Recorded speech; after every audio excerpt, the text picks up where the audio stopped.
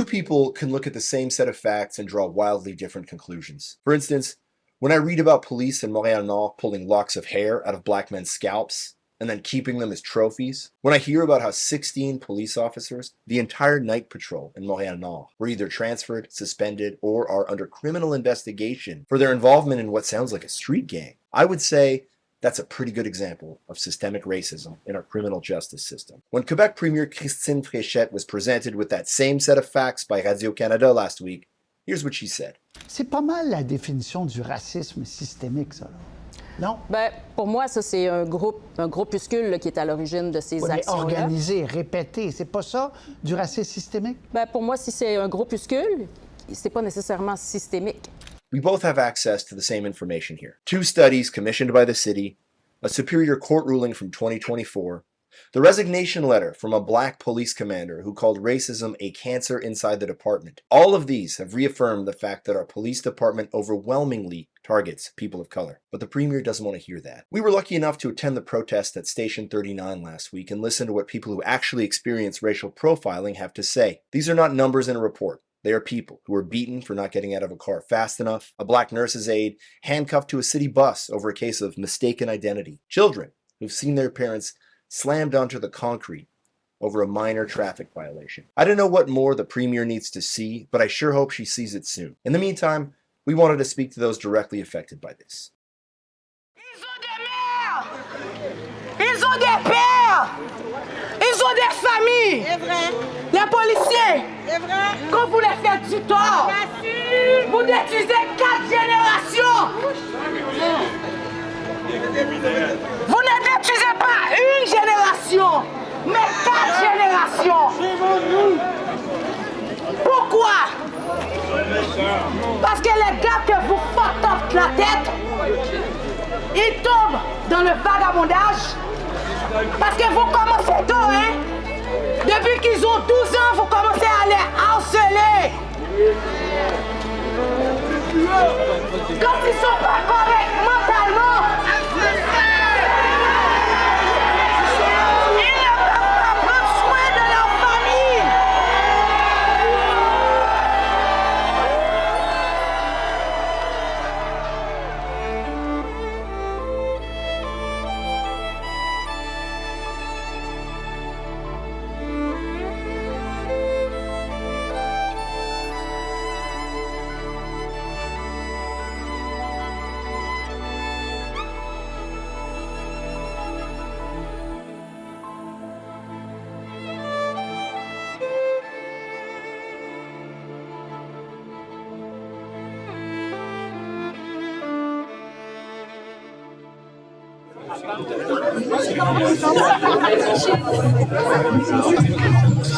We're outside of PDQ 39, that's the police station in Montreal-Nord, where 16 officers were either suspended or transferred. 2 are under criminal investigation for allegations of racial profiling, assault.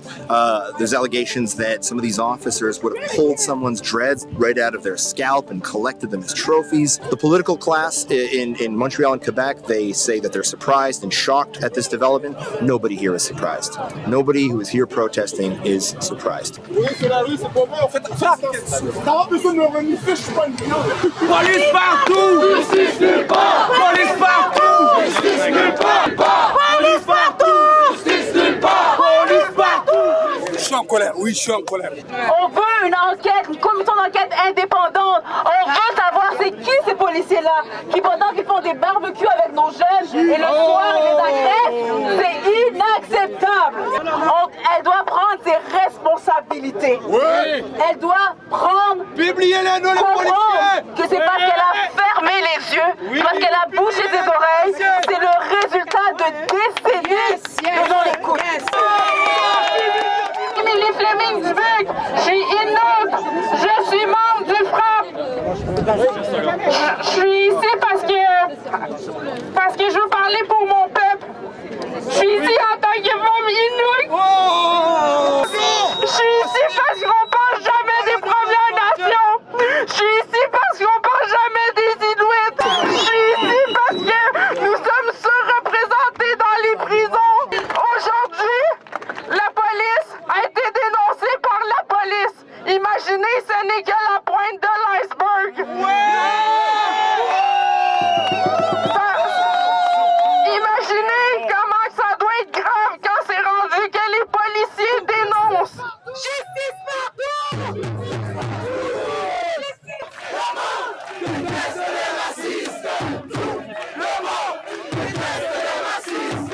Les gens ici, ils sont nés ici, ils ont grandi ici.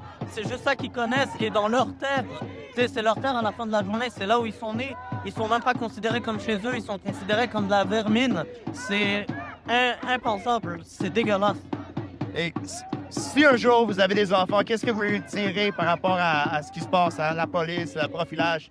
Honnêtement, je leur dirais de toujours rester un citoyen modèle, un bon citoyen, et que si malheureusement le malheur se passe, de juste faire ce qu'il faut faire les ordres de la police et toujours rester une personne correcte. Have you ever been profiled? Absolutely. I've been profiled. My younger brother has been profiled. My father has been profiled.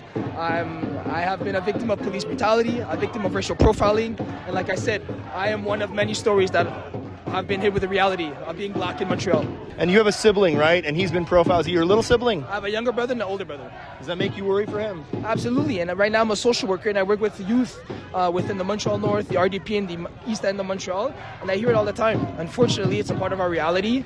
And it's very sad and it's very hurtful when I hear ministers and when I hear people within the politics say that systemic racism doesn't exist. And I think that we just have to be heard. It's a peaceful protest and we're here for the same reason. We just want to be in peace.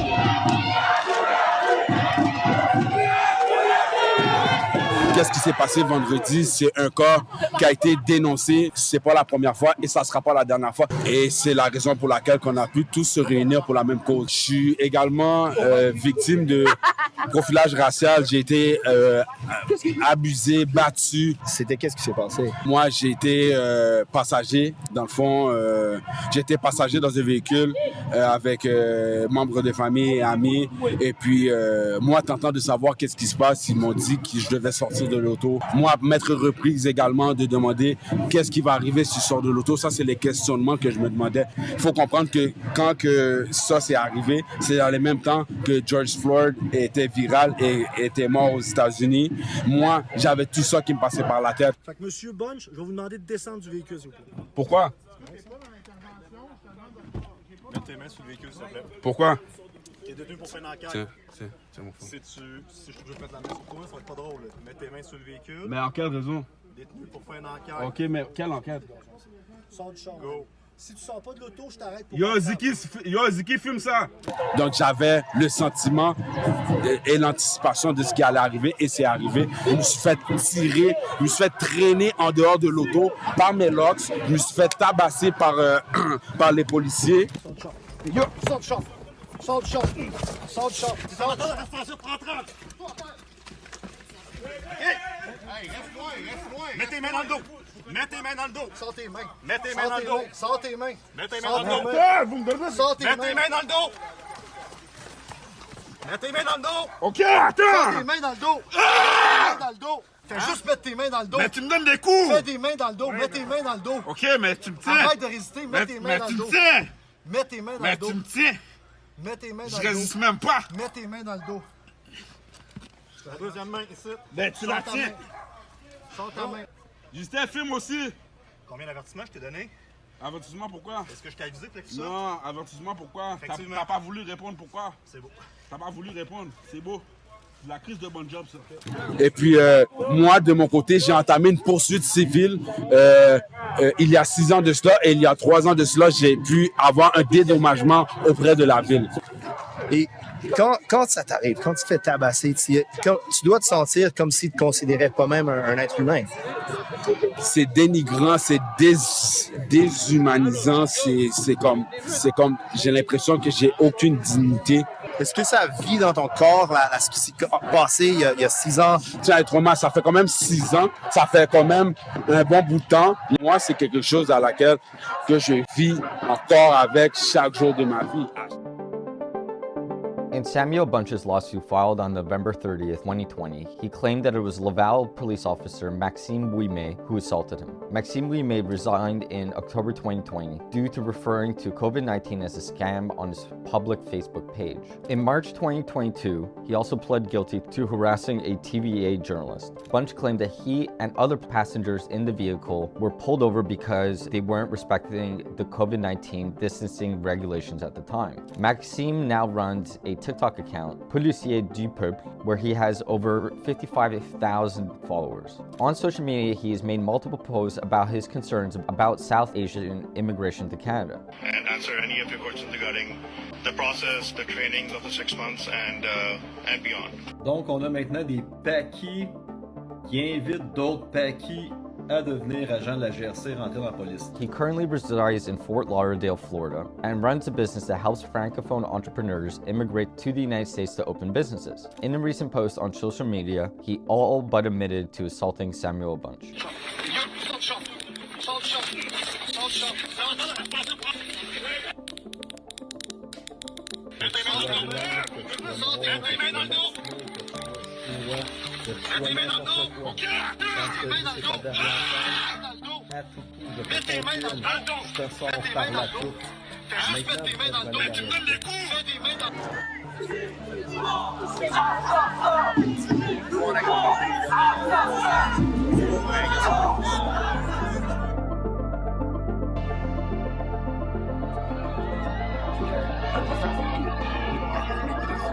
C'est pas par là, là!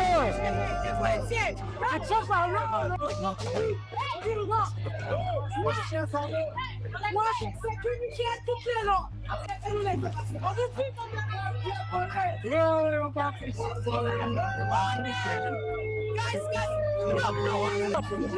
no, guys,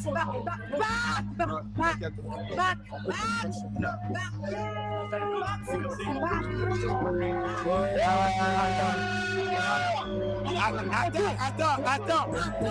Attends. Pour Freddy Villon nous voir, puis c'est ici qu'on avait passé et on va repasser encore ici pour la manifestation. Pourquoi on ne peut pas rentrer sur la rue Pascal? On ne peut pas passer pour aller sur Pascal? Il faut aller sur l'Angélique. C'est ça que vous pouvez faire. OK, mais parce qu'il y a les policiers qui nous ont barré la route.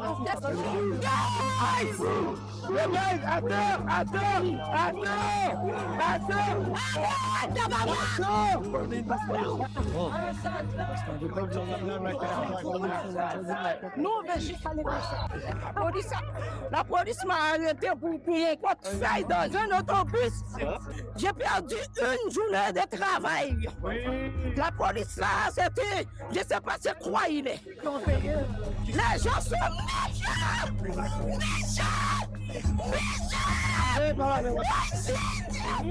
Il n'y a rien qui est arrivé. On a sécurisé les policiers maires. On n'a pas laissé de grabuge parce que on nous prend pour des bêtes sauvages, mais nous sommes des humains. Yes. Respectez les policiers. On ne va pas faire comme eux. Comme ceux qui ont l'habitude de vous battre. On ne va pas faire comme eux. Non, on va marcher comme des personnes parce qu'on a ce droit-là. Est-ce que c'est bon pour vous? Oui. Vous avez compris pourquoi? Oui. Et maintenant, pas de grabuge non plus. Pas de grabuge! Et oui, tu vois.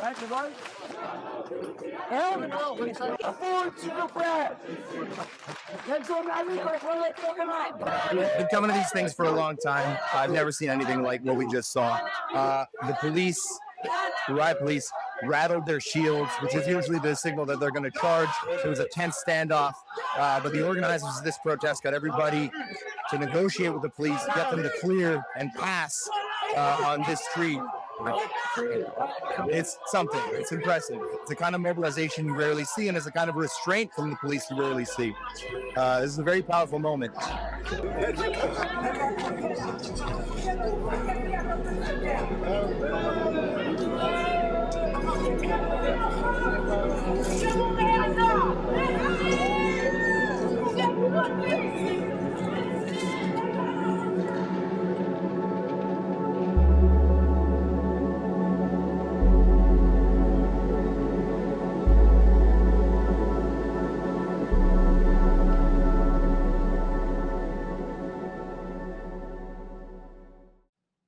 Renzel Dashington, thank you so much for being here. I really appreciate it. I love Pleasure.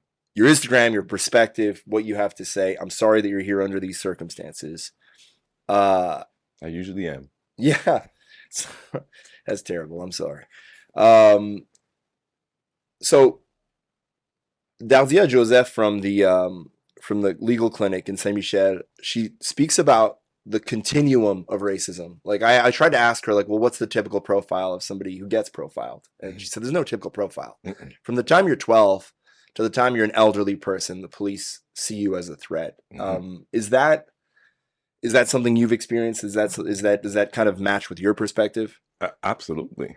And I'm a Black man, big voice. I since I was young, I was in places where there weren't a lot of Black people to start. I used to be a downtown rat, just and you stand out, and certain white men with a gun and badge feel like it's their place to know who you are, why you're there, and it's their business to make sure you're not there to disturb the others like them. That feeling of like. That being said, yeah, you're in a game of cat and mouse from the age of 10, 12. You just don't know about it. You don't know about it. They can tell you about it, but it only comes later when you understand it. That you're the mouse in the cat and mouse game where the cat has a gun and the power. It's particular. Is something you feel, or is it something that at some point, like, you feel it for a while, you don't know how to put a name on it, and then one day you realize, oh, this is what it is?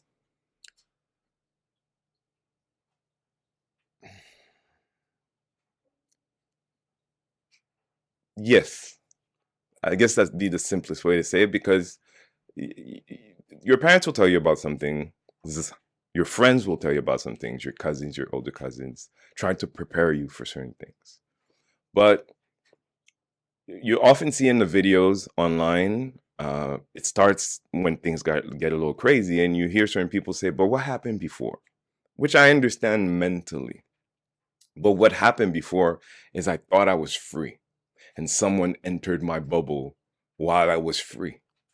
And I didn't know I wasn't free until this person entered my bubble, because I was living freely, doing very legal things, but wearing a skin that is seen as a dangerous thing. So this person comes in my bubble and now changes my life, maybe for 5 minutes, maybe for many years. But I go through this time and time again, and one day it goes so far that at least for myself, where I don't have a choice anymore to see it as that. For some people, it's the moment they understand that if they acted a little bit differently, their whole life is going to change, whether it's being in jail or understanding they might have died. And that happens very early on. I've had my driver's license since I was 16 years old. I've been profiled a minimum of 5 times a year average for the last 30 years.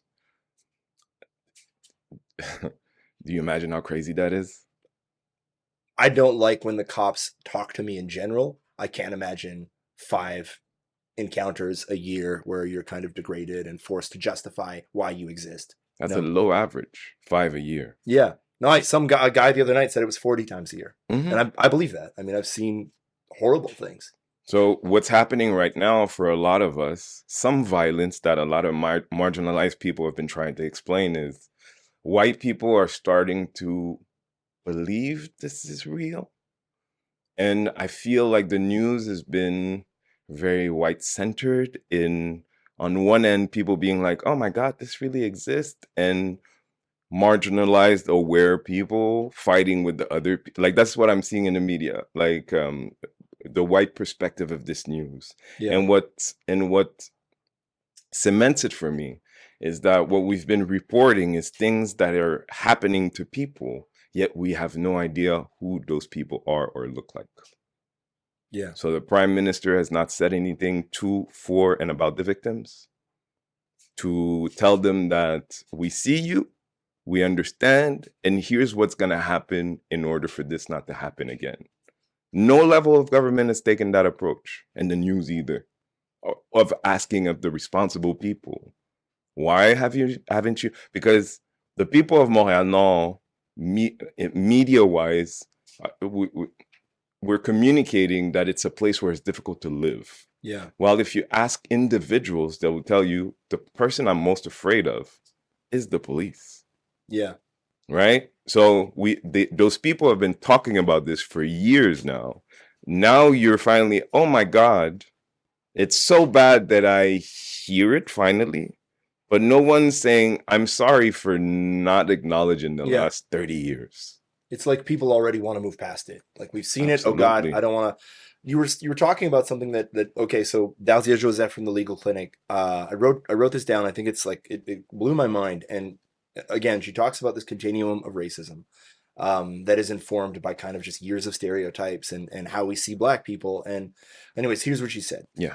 It doesn't matter if you're a lawyer or an elderly or an orderly at the hospital. If the assumption is that someone is more dangerous because you're Black, if the assumption that someone is more likely to be a criminal because they're Black, and if the assumption that somebody is physically stronger because they're Black, you're more likely, obviously, to want to watch those people closer.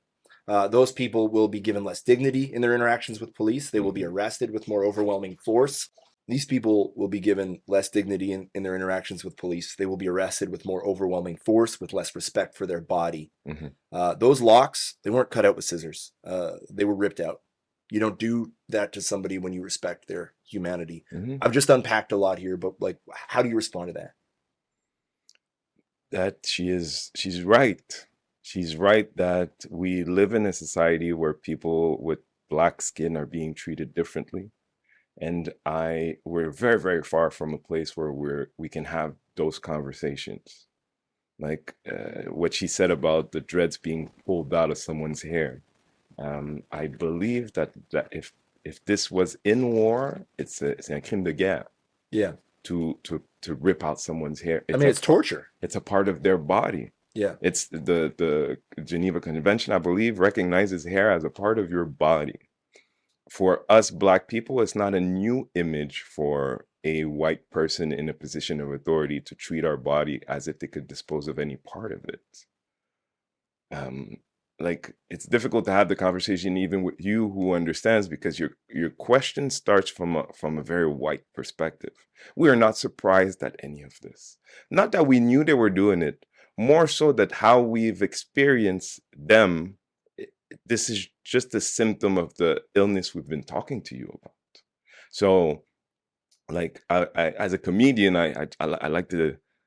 So there's a lot of homophobia in the police, but there's also a lot of how do you call them? Gay people who are not living their truth. Or, you're closeted closet, gays, right? As a Black man, the worst thing that could happen to me is to walk into a alleyway with two closeted gay guys sucking each other's dick who happen to be cops in uniform. I may not leave there alive. And when they tell the people what happened, their story is the only one that matters. Yeah. When I keep saying we're not talking about the people, we're also not talking about 30 years of people in the neighborhood, some of which have been put into the system with what it cost financially, mentally, for them and their families to be unable to elevate themselves socially. They've done that to a whole neighborhood, and we keep talking about the 16 white men. Yeah. You hear what I'm saying? Yeah, and none of that, we probably wouldn't know any of this. Us, meaning like people who don't live in the borough. Were it not for the cops who said, because people have been saying it for decades, right? We have these commissions that go all the way back to 1988 that say, look, the police disproportionately discriminate against Black people. But the needle only ever moves when it's a cop that says what everyone's been saying for years. And I mean, I think I'll take this from another perspective. What does it say about a society that they found an X amount of human locks of hair of different people, and all those individuals didn't feel they could complain anywhere? It's an entire branch of the government that we can't trust. But between when they found out in April, when they tell us in June, and a few days later, if this happened to someone right now, it's still the same. So we're making this news, sure, about the system, when the system should be an answer to the people's needs and demands. So all of this is a waste of time if we're not starting from the people's needs. There should be this police station, all of it should have been closed. there should be new teams brought in right away. Everyone should have been dispatched somewhere else, because you can't assume that people are doing something so grave and that it's being done in a house, and your first move should be to protect everyone. And just because there might be a doubt, this whole station should have been closed. I think all the conversation we're having, if they don't start by protecting the people, when we're talking on the other hand about people who have a special relationship with the law. If you are alone with a police officer, you as a white man, he arrests you right now and says you jumped on his back, try to beat him, you will be in jail for a long time. Because you're a white man, they might give you a little bit of a benefit of the doubt. In this station, for many, many years, if we've gotten to the place where they can take people's hair out of their heads, what have they done to instrumentalize the justice system so that they can rule this space the way they want? I don't think they keep talking about young cops. But these young cops have been trained and followed by older cops. Yeah. I have someone in my family who had his training. He's a cop today. He had his training in that station. And he said to me, he was with an older officer, and he said, if I passed a car that had 4 black kids or 4 black Arabs in it and I didn't stop it, I'm in trouble. Yeah. You have to show like loyalty to dominance. Yeah. Dominance over the people. That's the culture we're in. A culture that if you were at McDonald's, you've seen people act bad at McDonald's, but you've never seen a McDonald's employee start beating on a person, because they know that they won't work after that moment. Yeah. What's happening in our system, that these people are going that far and they know nothing will happen to them. And think of all these other smaller things they're actually doing that no one's talking about, because it took the cops to complain for the hair to be a problem. Like, we, as black people, on est en deuil. What's that in English? Grief. We're grieving every day, not because of this.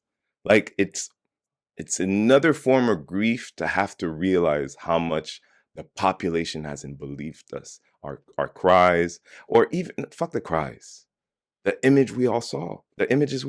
Yeah. We've all seen of black bodies getting brutalized. And you have to wonder, so you saw this and thought there was a part of your mind that said, there's a justification for that.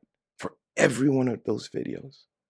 That's what we're grieving right now. Well, it's 98.5% of the time a racial profiling complaint goes nowhere. Yes. More than that. And you're right, more than that. And then 100% of the time, the police are cleared when there's a fatal shooting. So you have this thing where one side is always wrong and the other side is always right. And the side that's always right is the side that has the gun, and it's the side that's doing the profiling.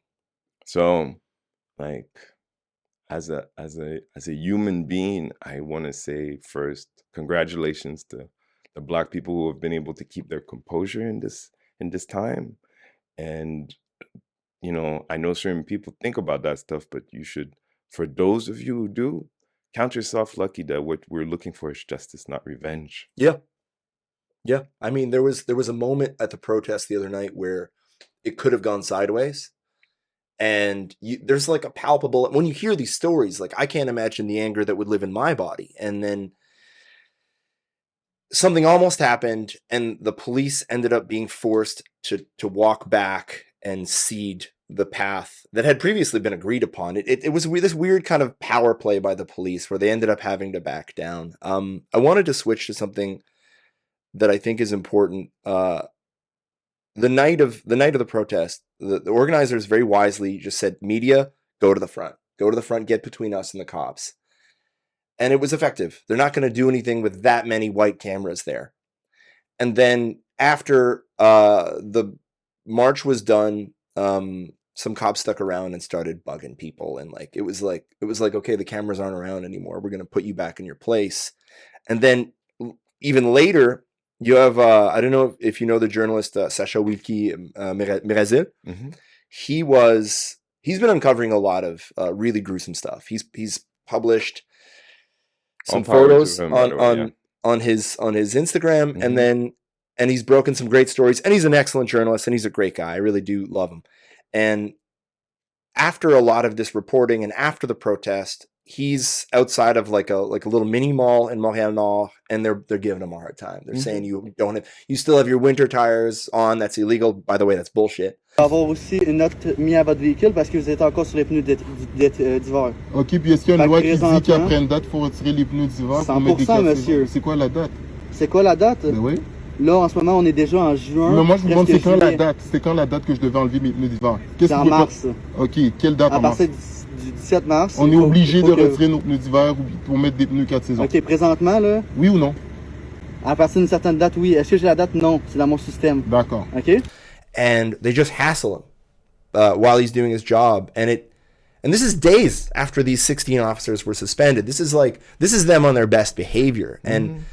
And like, they didn't do that to me. They didn't do that to all the other journalists. They picked Sasha Wilkie, and I find that pretty fucking brazen by the police to just remind everybody how it works. What was this a surprise for you? No. What are we talking about now?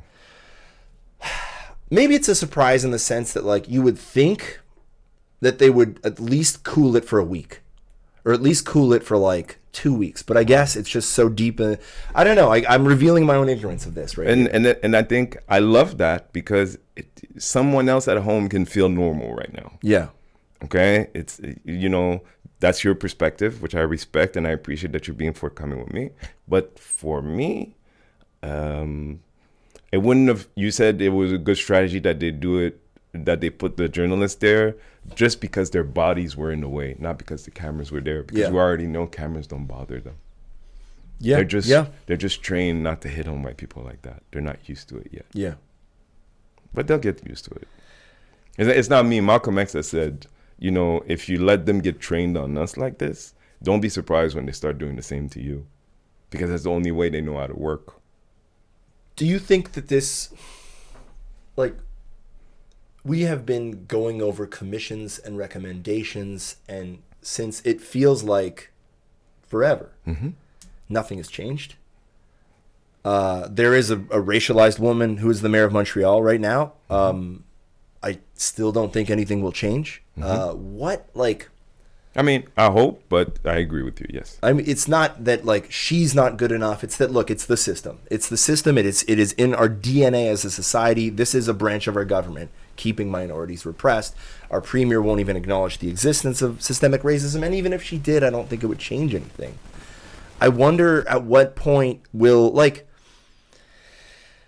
that pushback, I don't know what form it takes, but if you keep denying people justice through the basic mechanisms of justice, they're going to find their own justice. And I don't think they're going to like how people find their own justice. And I don't know what that looks like. And I don't know what the future holds. But I don't think we can tell ourselves anymore, oh, I'm surprised.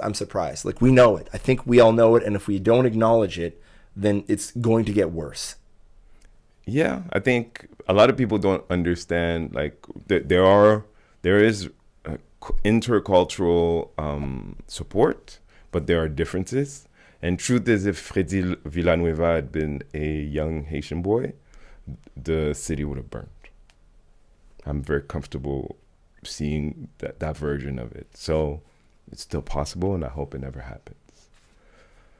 I think it's a two-tier problem. The first is not racialized. It's a police problem. I think the police as a tool is society's guard dog. Yeah. The old school one that we used to have in backyards. The problem in the current police is that the guard dog thinks he makes the rules. Yeah. Thinks he's above the rules. So you as a citizen are trying to enjoy your freedom, and the guard dog says, and that's a real problem. I think that's happening. Absence of, interculturally, interrace. It's happened all over. People are kind of tired of the police not being the nice servant that they're supposed to be. Sure, you deal with some of the worst of the society, but most of your job is helping regular people on their worst day. So, maybe they, it's an image, but maybe they should stop having muscle cars and having minis so that we remind them that they're not above us. That's one thing. And on the other, there's a lot of work to be done to well, first recognize that in many ways, Black people, although we like to think we're such a great province and we're Canadian, we've been chipping at Black people's humanity, and as a society, as people, as a broad community, we need to find ways to pour back into this humanity, because history has taught us that a better world for Black people is a better world for all people. Do you have any parting thoughts? I know, like, this is a very short conversation, and many more conversations have to happen, and much more action has to happen. But is there anything you would want people to walk away with this interview, like, knowing? I think something happened in this interview when you acknowledge your own ignorance, and I think there needs to be more of that. I think Black people have gone through a lot of things, and they tend to be sensitive about a lot of stuff, which is understanding. White people, in acknowledging that they're not up to the task or to the understanding, sometimes have the same behavior, and we're not going to go very, very far that way. So I tend to tell people who ask me, people need to be less afraid of saying I'm sorry. Just not no big gesture. Just be like, oh, sorry. I didn't know that. I didn't know. It's something we're all so scared of saying, right? Mm-hmm. Like, I didn't know. Mm-hmm. So I think a world with a little bit more of that might help us in the direction that we need to go to. Thanks so much for coming over, man. Thank you for having me. So to get into the political fallout after this story coming out of Montréal-Nord, I'm joined today by Ricardo Lamour. Ricardo is an artist, a human rights activist whose work focuses on anti-racism. Thank you so much for being here with us today. Thank you for having me. Appreciate it. And so you are also a columnist for Pivot. And in your most recent column, you draw a link between this case coming out of Montréal-Nord, the shooting death of Nouran Rezaei by Longueuil police, and the investigation into the guillotine brought to the May Day protest, where a papier-mâché figure resembling Labour Minister Jean Boulet was decapitated. And you write in that column, lorsque l'État décrète qu'un dossier est urgent, la machine s'active. À l'inverse, lorsqu'il décide qu'une situation peut attendre, les semaines deviennent des années. Gouverner, ce n'est pas seulement décider quoi faire, c'est aussi décider quand agir. Can you talk about what you mean by that? It's in a nutshell, it's as if the state creates the urgency a lot of the times and deorganizes us instead of providing resources where we're able to really thrive. And then when we're asking for remedy, we have to wait endlessly. I'm thinking of a friend of mine, Didier Berry, in front of the Metropolis, 2013, black guy with locks, still to this day, and got beat up by police and had to struggle for about a decade to get justice. But what happened with police around that time, and if you remember around 2013, 2012, student protests, and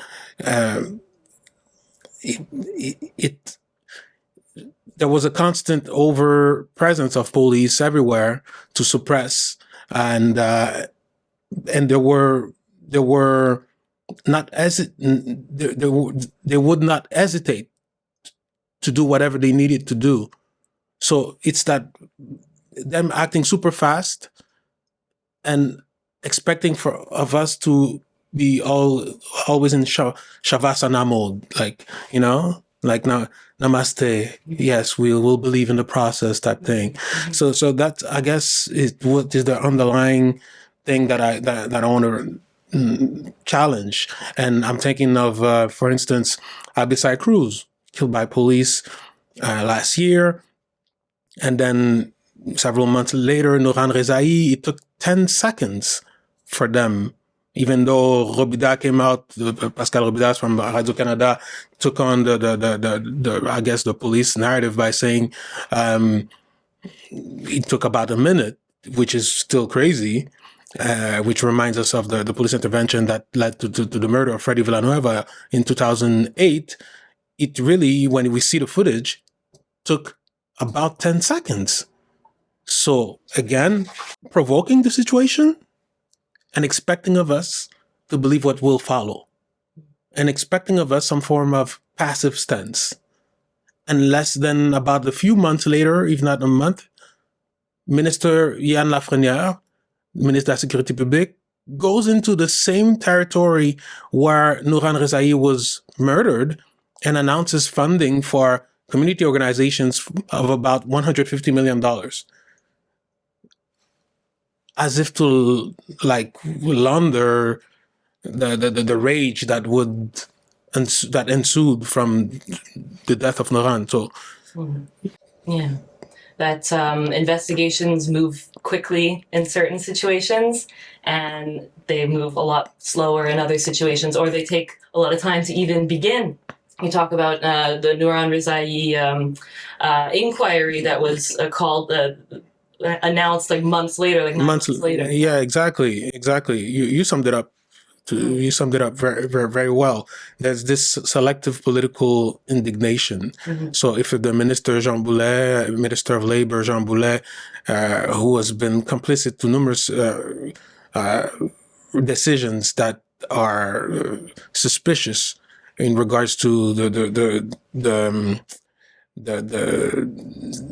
workers of unions and so on, if people are tapping into their imagination and creativity in a protest on la Journée Nationale du Travail, to say we're done, we don't agree with what you're doing, and then he's filing a complaint which leads to a police investigation a few weeks after. We're like, okay, so that doesn't make, you're trying to derail the real issue that people are putting forward. Even though you have some form of immunity, you should not be immune to what the decision that you're causing as a politician. Yeah, your piece kind of talks about using the time and forcing patients to kind of, hopefully the issue will kind of not be as serious as front of mind if you're kind of hoping to wait it out kind of thing. Exactly. Yeah. I want to talk to you about police body cams, because that's something that's come up ever since this case out of Montréal-Nord. So Mayor Soraya Martinez-Ferrada has said that her and Domestic Security Minister Yann Lafrenière are going to speed up the deployment of police body cams for the SPVM. And this is despite the fact that there were reports and pilot projects done by the SPVM and Montreal City Hall that were either inconclusive or that concluded that body cams have little impact on interventions and would be extremely costly. A lot of studies have thrown into question the effectiveness of police body cams, yet they seem to loom large in the public's imagination of what a solution could look like to police misconduct. Why do you think that is, and what is your take on body cams? We keep on going back to body cameras from, I guess, multiple reasons. We live in some form of spectacle age where we think we need to see the harm to believe that harm happened, not thinking that the person that would wear the camera would not necessarily focus on the behavior of the person wearing the camera, but focus on the person who's in front being sometimes legitimately agitated. So for me, I think that we have a lot of footage from people, bystanders, that show us a lot of information, and for which we keep creating gaslighting. We keep second guessing what's in front of us, what the footage that we already have access to, and then taking arguments from Alec Carcassonne's books, Propaganda. We've seen that in the jurisdictions where body cameras were implemented, it hasn't really led to more accountability from police forces. And just all the what is around dealing with these database of footage, the externalization of the servers that where the footage would be hosted, all of the funding that it takes to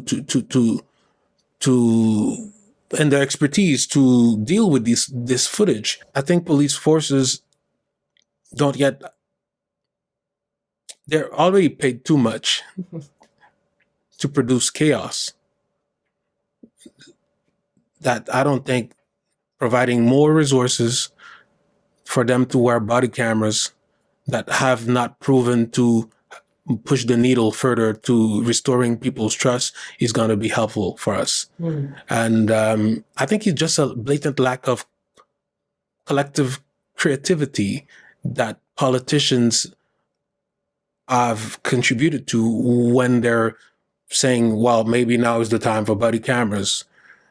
And why isn't there space for things such as, let's have the names of the police officers that were involved.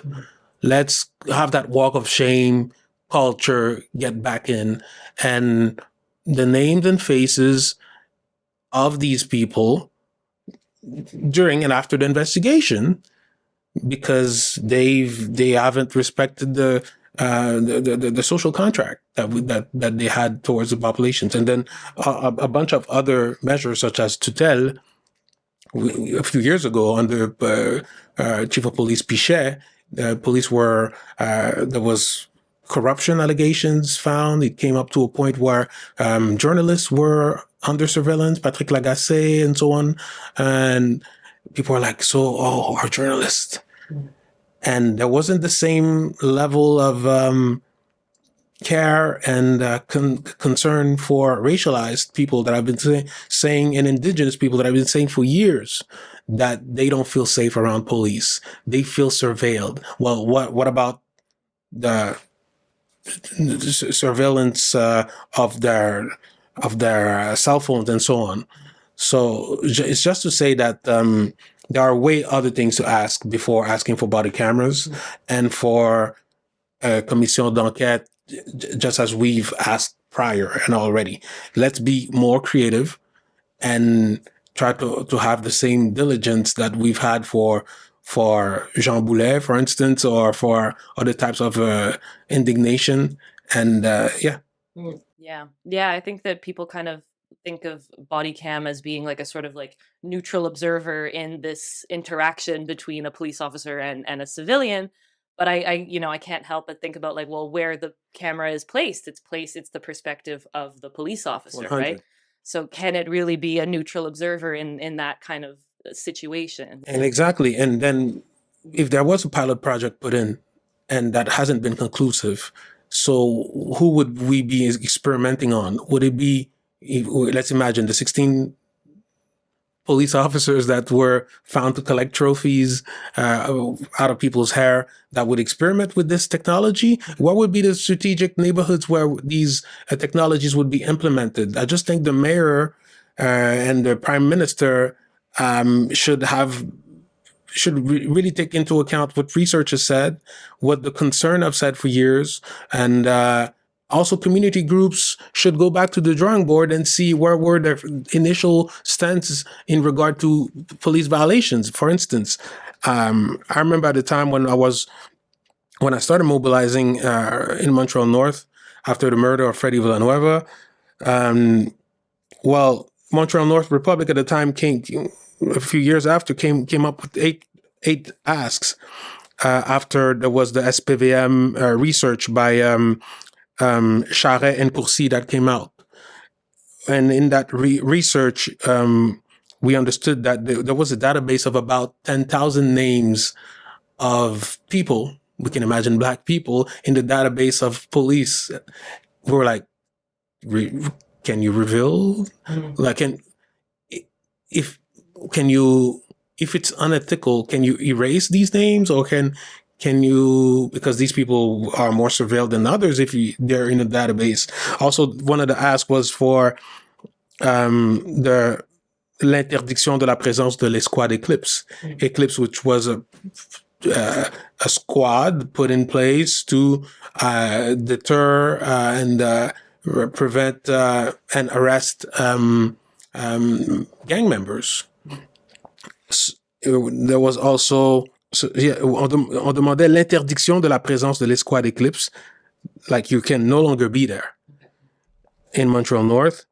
But the first ask was on demandait de mettre sous tutelle le SPVM. What is it in English? Third-party management. Yeah, and we were also asking for the recognition of the principle that as long as there'll be social and economic injustice, there will be social insecurity. Because we're hearing the Robidas and so on say Montréal-Nord is a poudrière. What do you mean when you keep saying that and repeating that? Who's putting the poudre and who's putting the match? Like, what are you talking about? You're creating that narrative. How many of those demands were met? How many were? There were different sets of demands from 2008, then again 2010, and then later on. And me going back, mentioning that is that I feel like sometimes community organizations, for numerous reasons such as funding and dependency on when you're on kind of life support. You started out as a movement that nobody was really paid. Everybody was younger, and everybody mobilized at some point, used their genius and then time to mobilize. But then we got institutionalized, like in the movie Shawshank Redemption, where we kind of depend on these fundings, and then we become timid on what the youth really need. And we tend to say to the youth, don't be mad, don't be angry, it'll happen, trust us, come in the family picture now, take a picture with us, because our livelihoods depend on them remaining legitimate, sometimes targets for authorities. And that, I think, is a pervasive dynamic for which we have yet to find real media time or just off-screen time to really challenge and amongst us. Just coming here today, I had in my DMs this community organization that wasn't too happy about what I left under the comment of the event happening, that will happen in a few days, where I was questioning how can community organizations that have partnered with police help us fight police brutality. And it was like, oh, don't create la zizanie. I'm like, well, isn't there some form of zizanie happening right now amongst police forces that forces these types of revelations to come out? So if within community organizations we can challenge our practice and ethics, how will we improve? So I know your question, which is a very important one, is how many of these recommendations were applied? I'd say close to none. When Montreal-Nord Republic, that was the group before Hoodstock, which some of them created this community organization, becoming Hoodstock, first came about after the riots on August 10th, 2008, stemming from the murder of Freddie on the eve. Their first demands on Montreal-Nord Republic, one of them was the resignation of the mayor, which happened a couple of times after. He was also, he had a very good retirement. It was good. It was super good. So some recommendations tend to, but they're still, I think, all relevant to some extent. The data collecting that is happening, we want transparency on this data, such as the database and so on and so on. Does that answer your question? Yes. Yes. Okay, sorry. So the CAQ government continues to deny the existence of systemic racism. Last week or this week, Christopher Skeet, who is the minister responsible for the fight against racism, told Le Devoir that for him, this discussion on systemic racism is semantics. And he said, ça nous enlève la chance de travailler sur le racisme. Why? How is he working on racism? Ça nous enlève la chance. Quel plaisir de travailler sur le racisme. He's part of producing racism. He's a racialized being that has said a couple months ago, to not say about a year ago, that it is a sad first for Quebec to apply IRCAs to apply impact on race and culture and assessment pre-sentential reports, which are basically some form, if not exact equivalent of GLADU reports, that aims to challenge the representation of indigenous people, in the case of Erica's Black people in the justice system. This Black minister, says that after a Superior Court decision saying that they took into consideration these reports, Erica's, he said it's a sad first for Quebec. He is the sad first for Quebec, this minister. So they're not legitimate. But your question again was sorry, I got all. No, but that's good. I was going to ask you, why do you think there's this persistent denial or refusal to acknowledge the existence of systemic racism? As long as language will be center, full frontal, the main issue on the drawing board, we won't have to tackle the racial contract that allows for the subjugation of indigenous people, Black people, racialized people, Muslim people, poor people. Everything will remain in status quo as long as we keep thinking that the main issue is the potential loss of the rights of the linguistic minority in the country, but majority in the province. And then that's what I'm thinking about. Is it cultural? Is it political? It leads to a bunch of other questions as to we're now facing a first where demographically speaking, the people that are dying are more than the people coming into this world in Quebec. Yeah. And there's this anxiety about might disappear. There are places where in Shawinigan where you can imagine folks coming together and with masks and saying, we want a Quebec Blanc. 2026. It's not 1946. We're talking 2026. And the same minister, Prime Minister Christine Fréchette, that says we should condemn this. This is troubling. Well, she hasn't put out a full investigation like they're doing on Jean Boulet, because of Jean Boulet, who felt that his image was not treated as should be. So I think this is all kind of connected. I know we started off with Montréal-Nord, 16 police officers being displaced and so on, but I can't help but not connect to the social context into which we are in this province. When there's a La Presse June 20th, 2021 article saying that about 84% of police officers of the Montreal police don't live in Montreal. Yeah. So what does that mean? It means that we're in occupied territory. It's an armed force. It's an armed force. How do you say that?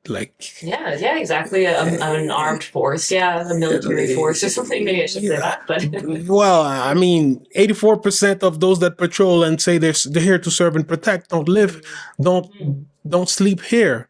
So they go into these neighborhoods, just as we've seen in the inquest of the causes and circumstances of Freddy Villanueva. And it was revealed that how Jean-Louis Lapointe was trained, or Stéphanie Pilote, the officer that was with Jean-Louis Lapointe, who ended up shooting Freddy Villanueva, how they were trained. They were young police officers, by the way. But, they were trained to think that they were coming into the Bronx. They weren't sleeping in the Bronx. They were doing their day shift or night shift in the Bronx. The quote-unquote fabricated Bronx that they had in mind. So everybody could potentially be seen as a potential threat, just as what other interveners that the rover has spoken to as described. No matter if you're wearing jeans or flip-flops, or your hair is a certain type of way, if you're Black, you might be a potential walking threat. Thinking of what Dardia from La Clinique Juridique Saint-Michel has articulated. In the case of Station 39 in Montréal-Nord, a lot of these officers were young and new officers. Other political commentators have already pointed out that fact, and that it doesn't bode well for SPVM Chief Fatty Dagger's apparent supposed efforts to bring in a culture change, right? The connection that I make is with the rise in right-wing extremism, particularly among young white men, right?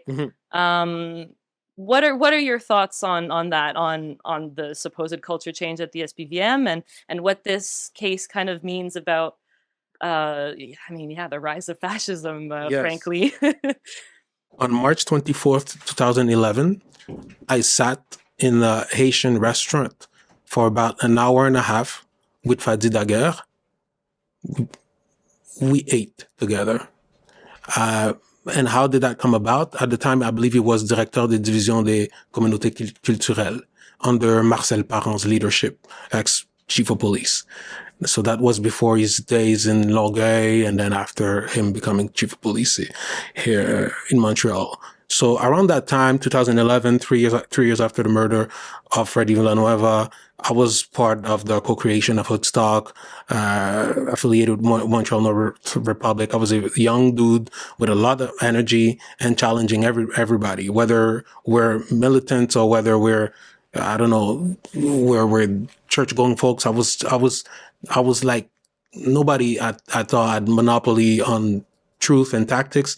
And at some point in time, I was invited to sign the Le Livre d'Or de la Ville de Montréal because of some involvement. And then I meet this guy and already tries to neutralize me with this charm by saying, I'm African because I was born in Ivory Coast. And I'm like, okay, whatever. And then we eat. And at some point, he's like, so let's see how we can collaborate. I have some announcement that I'll be making soon. And I'm like, okay. And I'm like, but you know that I work with folks that don't trust any of that because your colleague is a murderer. I was talking about Jean-Louis Lapointe. He almost choked into his drink. And it was like, you're talking about my colleague. Well, I said, well, I don't know if he had already elevated this police officer in the SWAT team, which is a tactical, it's just a promotion. You kill the youth and then you get promoted. And then I said, that's what we believe, that's what we stand for. And he kind of went into this half saying truth and half to trying to nudge you into his position. That's the big sexy strategy right now. Like when you meet with community, that's a good strategy. That's a big strategy right now. The nudging, the seduction strategy that happens between police forces and community organization, between power and the people that need funding to move forward. That's something that you could not do with at the time Montréal-Nord Republic or other groups because we did not seek a paycheck from we sought justice first. And so he tells me, well, there's going to be some announcement, but I have to be, and then here goes the half truth that I wanted to talk about. He says, right now there are factions. That's 2011. There are factions within the police forces. Some want the change, some don't want it. And we're trying to create a culture where it is possible. So go to fast track to your question. When he's saying that now is the time, that it wasn't that I needed, now I don't know, sense that there's systemic racism. It is so intense that I had to come out and tell you about this 3-month investigation, which by the way, came at the same time where he was announcing a 5-year strategic plan. So help me understand how at the same time that you're saying we'll be launching a 5-year plan as to where the SPVM is supposed to go, closer to communities, you're also launching an investigation on these allegations of hair collecting as trophies. But then you come out in June saying that we've now acted upon the information that came about. So you left these police officers to to still interact with folks for all of that time? And to go back to 2011, so you already knew that by 2011 there were members of your forces that potentially did not feel safe with the practice of their colleagues. So what did you do then?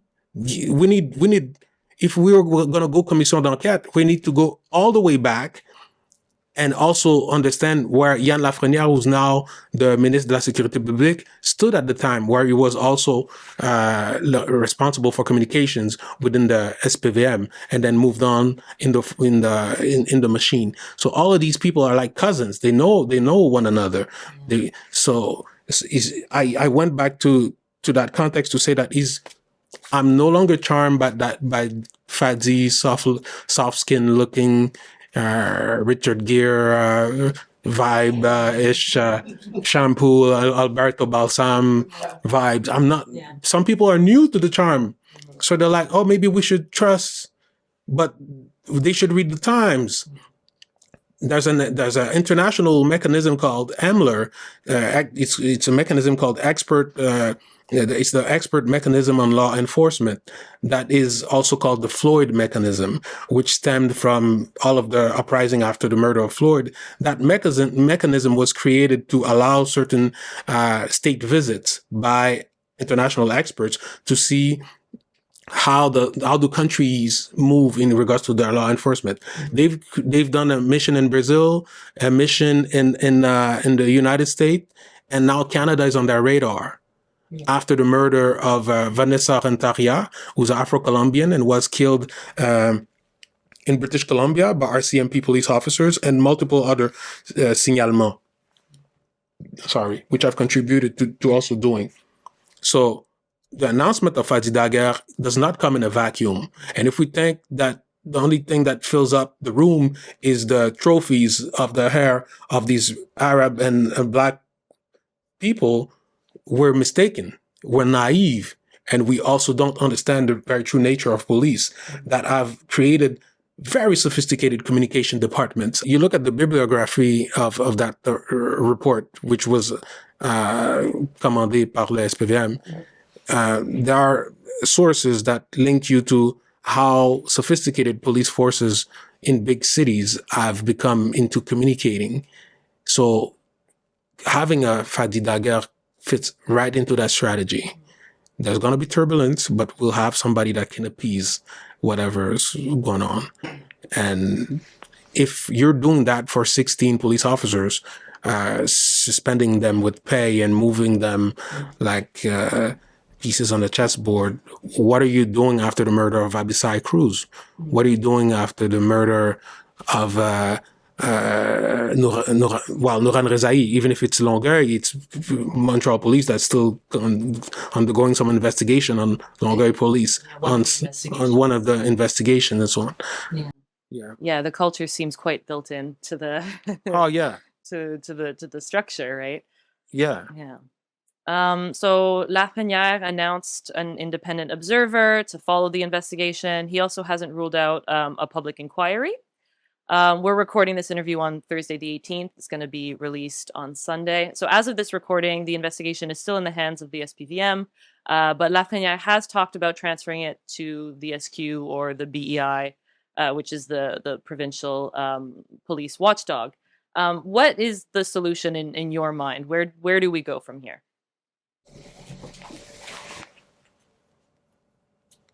I think it's a cocktail of solutions. It's not one thing. It's not commission d'enquête and then I can go to my chalet. It's how have we conducted commission d'enquête here in this province? What can we learn from bad practice and good practice? And what do we do in the meantime? So in the meantime, if you want a good deterring tactic is also to reveal, if there's been loss of trust, the names of the concerned police officers. We want to know. We might run into them. If I go to Parc Laurier and I'm just chilling with a squirrel, I don't want to run into this police officer chasing me outside or looking at me intently. So also, why was Christine Black, the mayor of Montréal-Nord, crying? We saw that. Why was she crying? Why? Because she's been informed of malpractice in the past, and her administration votes the budgets of the Station 39. Well, there's some form of accountability that the police leadership has to provide to elected officials, and sometimes that information is not accessible to people. They think they're voting the mayor of a borough, and that's it. And that mayor will help collect garbages and stuff. No, that mayor also has power over how much is done through its repressing body. And I think if in 2008 we've asked for resignations, what should we ask for in 2026? That's the big to inflate the question that you've asked. How do we stop putting Fadi on a pedestal and look at the room and understand that the people controlling the light in the room maybe need to be questioned, the temperature in the room, that makes it so that these behaviors fester. So there's a political element to it that I think I think the conversation and reflection should go towards. Thank you so much for coming here and meeting with us and talking about this issue. Well, thank you for the work you do.